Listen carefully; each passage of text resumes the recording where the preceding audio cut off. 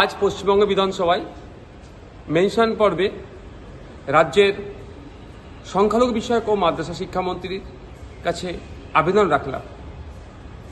MSK এবং SSK যেগুলো 2014 সালে ক্যাবিনেটের সিদ্ধান্ত গৃহীত হয়েছিল, ওয়েস্ট বেঙ্গল বোর্ড অব মাদ্রাসা এডুকেশনের আন্ডারে এগুলো অন্তর্ভুক্ত হবে। কিন্তু দুর্ভাগ্যের বিষয় 10 বছর অতিবাহিত হয়ে যাওয়ার পরেও এখনো পর্যন্ত মাদ্রাসা শিক্ষাকেন্দ্র তথা এমএসকে এবং এসএসকে গুলোকে ওয়েস্ট বেঙ্গল বোর্ড অব মাদ্রাসা এডুকেশনের অন্তর্ভুক্ত করা হলো না। যাতে দ্রুত অন্তর্ভুক্তিকরণ করা হয় এবং এই শিক্ষা প্রতিষ্ঠানগুলো বাঁচানোর জন্য দ্রুততার সাথে শিক্ষক নিয়োগের আবেদন করলাম।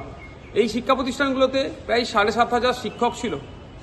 অনেকে বার্ধক্যে উপনীত হওয়ার জন্য অর্থাৎ তারা অবসর গ্রহণ করেছে, অনেকে মারা গিয়েছেন, ফলে যে শূন্যপদ তৈরি হয়েছে সেই শূন্যপদ আজও পূরণ হয়নি। প্রায় 50% কম শিক্ষক নিয়ে শিক্ষা প্রতিষ্ঠানগুলো চলছে।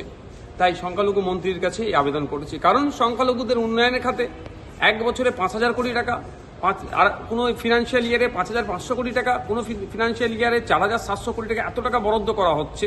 কিন্তু সংখ্যালঘুদের ছেলে মেয়েদেরকে পড়াশোনার তাগিদ দেওয়ার জন্য, শিক্ষা প্রতিষ্ঠানগুলোকে উন্নততর করার জন্য যে পরিকাঠামো করার দরকার সেটা রাজ্যের সরকারের পক্ষ থেকে হয়নি। তাই আজকে মাননীয় মন্ত্রীর কাছে আবেদন করেছি যথাযথ সময়ে শিক্ষক নিয়োগ এবং West Bengal board of Madrasa education আন্ডারে যাতে দেয় তার জন্য।